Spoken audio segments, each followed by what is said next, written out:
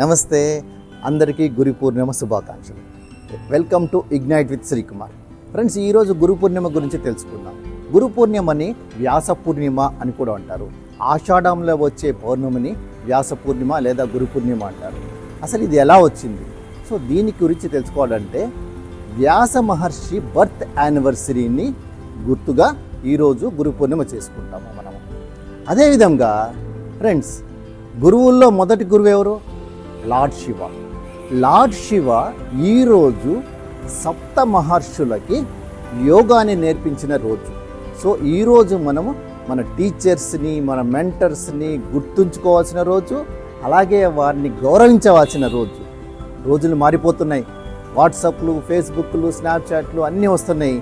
కానీ మనం ఉన్న గురువులని, మనకు విద్య నేర్పించినటువంటి మెంటర్స్ని మనం మర్చిపోతున్నాము. ఈ సందర్భంగా నేను అందరికీ గుర్తు చేస్తున్నా, మీ గురువులను గుర్తు చేసుకోండి, వారికి శుభాకాంక్షలు తెలియజేయండి, వీలైతే పర్సనల్గా కలవండి. Thank you.